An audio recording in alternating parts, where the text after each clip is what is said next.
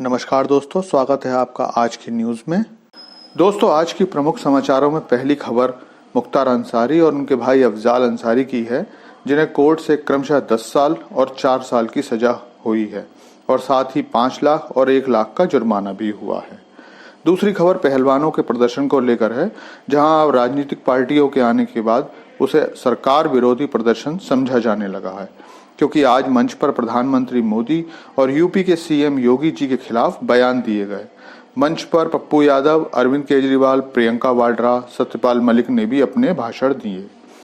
तीसरी खबर सेबी से है, जिसने अदानी हिंडनबर्ग पर अपनी जांच रिपोर्ट कोर्ट में सबमिट करने के लिए सुप्रीम कोर्ट से 6 महीने का समय और देने के लिए प्रार्थना की है। दोस्तों, आज जिस विषय पर बात करनी है वो भारत के लिए बहुत जरूरी है।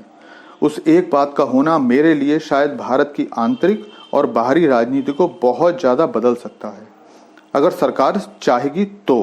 क्योंकि हाथ में पेन भले ही आ जाए, लेकिन अगर उससे कुछ बेहतर लिखने की इच्छा शक्ति नहीं होगी तो पेन का होना या ना होना बराबर ही है। इस बात को ज्यादा लंबा न खींचते हुए मैं आपके सस्पेंस को समाप्त कर देता हूं। एक्चुअली मैं बात कर रहा हूं भारत की यूनाइटेड नेशन में परमानेंट सीट की, और सीट भी ऐसी जिसमें हमें बाकी 5 परमानेंट सदस्यों की तरह वीटो पावर भी मिले। संयुक्त राष्ट्र संघ यूनाइटेड नेशन सिक्योरिटी काउंसिल की स्थापना 24 अक्टूबर 1945 को द्वितीय विश्व युद्ध के बाद की गई थी। द्वितीय विश्व युद्ध के बाद ये समझा गया कि बहुत सारे मामलों में विश्व के देश आपस में उलझते रहते हैं और इससे देश और विश्व की जनसंख्या को होने वाली परेशानी और आर्थिक सामाजिक स्थिति को रोकने के लिए एक संस्था का होना आवश्यक है। विभिन्न देशों द्वारा रखे गए प्रस्ताव और रूपरेखा को 24 अक्टूबर 1945 को मूर्त रूप दिया गया और इसका गठन कर दिया गया। भारत इसके मूल संस्थापक सदस्यों में से था, मतलब जिन देशों ने संयुक्त राष्ट्र के घोषणा पत्र पर हस्ताक्षर किए थे उनमें भारत भी था।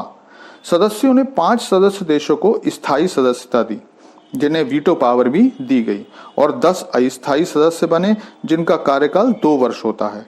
फिलहाल Bharat United nation security council का अस्थायी सदस्य है, जिसका कार्यकाल जनवरी 2022 से शुरू होकर 31 दिसंबर 2023 तक रहेगा।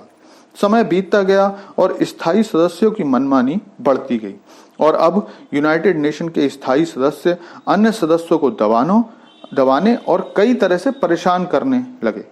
खुद स्थायी सदस्यों में भी गुट बनने लगे। जहां अमेरिका, फ्रांस और ब्रिटेन एक ओर थे, वहीं चीन और रूस दूसरी ओर आ गए। फिलहाल के अस्थायी सदस्यों में घाना, गैबोन, यूएई, अल्बानिया और ब्राजील के साथ ही भारत, आयरलैंड, कीनिया, मैक्सिको और नॉर्वे हैं। कहा तो ये भी जाता है कि प्रारंभिक समय में भारत को भी स्थायी सदस्यता ऑफर की गई थी, लेकिन तब के प्रधानमंत्री जवाहरलाल नेहरू ने इसके लिए मना कर दिया था और चीन को देने के लिए कह दिया था। अब बात करते हैं वीटो पावर की। दरअसल ये एक ऐसी ताकत है जिसके बिना स्थायी सदस्यता ऐसे ही है जैसे बिना दांतों का शेर, जिससे लोग डरेंगे कम, छेड़ेंगे ज्यादा। दरअसल 5 स्थायी सदस्यों के पास ये ताकत है कि वो किसी भी प्रस्ताव के विरोध में अगर हैं तो वोट दे सकते हैं, तो प्रस्ताव पारित ही नहीं होगा। मतलब अगर स्थायी सदस्यों में से कोई एक भी देश प्रस्ताव का विरोध करेगा और उसके विरोध में वोट करेगा तो प्रस्ताव पारित नहीं होगा, और यही पेंच है। दरअसल पिछले 75-78 सालों में विश्व में बहुत बदलाव आ चुका है। पावर सेंटर्स बहुत बदल चुके हैं। स्थायी देश अपनी मनमानी करने लगे हैं। विश्व के बहुत से बड़े और ताकतवर देशों का इसमें प्रतिनिधित्व नहीं है। उदाहरण के लिए अफ्रीका में 50 से ज्यादा देश हैं, लेकिन उसका कोई प्रतिनिधित्व नहीं है। भारत, जिसकी आबादी आज विश्व में सबसे ज्यादा है और विश्व के 5वें नंबर की अर्थव्यवस्था है। डिफेंस पावर की बात करें तो हम 4थे नंबर पर आते हैं। भूभाग के हिसाब से भी हम 7वें सबसे बड़े देश हैं, और विश्व की तकरीबन 18 से 20% आबादी का प्रतिनिधित्व ना होना यूनाइटेड नेशन सिक्योरिटी काउंसिल पर सवाल उठाता है। हालांकि अब इसमें बदलाव की बातें हो रही हैं और भारत पिछले 15-20 सालों से अपनी दावेदारी भी पेश कर रहा है। साथ ही 5 में से 4 देश अलावा चीन के समय समय पर भारत की स्थायी सदस्यता का समर्थन भी करते हैं, लेकिन इस पर ठोस कुछ भी नहीं हो रहा है। अमेरिका फिलहाल वहां वर्चस्व में है और फ्रांस, ब्रिटेन उसका हर प्रस्ताव में समर्थन करते हैं।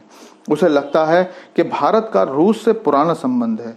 अगर वीटो पावर मिलने के बाद भारत रूस और चीन के साथ चला गया तो उसकी स्थिति कमजोर होगी। इसलिए भारत के अलावा जापान, ब्राजील, दक्षिण अफ्रीका को भी सदस्यता के लिए आगे किया जा रहा है, लेकिन बिना वीटो पावर के, जो कि भारत को मंजूर नहीं है। अब भारत के संयुक्त राष्ट्र में स्थायी मिशन के काउंसलर प्रतीक माथुर ने बनने वाले सभी देशों को वीटो पावर की मांग की है। उन्होंने स्पष्ट संदेश दिया है कि भारत को अब उसके वाजिब हक से वंचित नहीं रखा जा सकता। विश्व के सबसे बड़े लोकतांत्रिक और आबादी वाले देश को स्थायी सदस्यता से वंचित रखना न्याय की कसौटी पर खरा नहीं उतरता। उन्होंने कहा कि समय बदल चुका है और नए देशों को वीटो पावर मिलने से विस्तारित परिषद की कार्यकुशलता बेहतर रहेगी और उसका विस्तार न करना द्वितीय विश्व युद्ध की मानसिकता को ही आगे बढ़ाता है। दरअसल चीन अपने स्वार्थ के कारण भारत की स्थायी सदस्यता का विरोध करता है। उसका कहना है कि भारत को स्थायी सदस्यता देने से एशिया का शक्ति संतुलन बिगड़ जाएगा, इसलिए पाकिस्तान को भी स्थायी सदस्यता मिलनी चाहिए। कुछ भी हो, लेकिन अब भारत के स्वर तीखे होने लगे हैं। विश्व में भारत की सॉफ्ट पावर और हार्ड पावर लगातार बढ़ रही है। अगर समय रहते भारत की मांग पर कदम न उठाए तो संयुक्त राष्ट्र संघ की उपयोगिता लगातार कम होती जाएगी, क्योंकि केवल भारत है जो छोटे और कमजोर देशों की आवाज को पुरजोर तरीके से उठाता रहा है। आपसे अनुरोध है कि ऐसी ही जानकारियों के लिए हमसे जुड़े रहिए और चैनल को सब्सक्राइब कर लीजिए।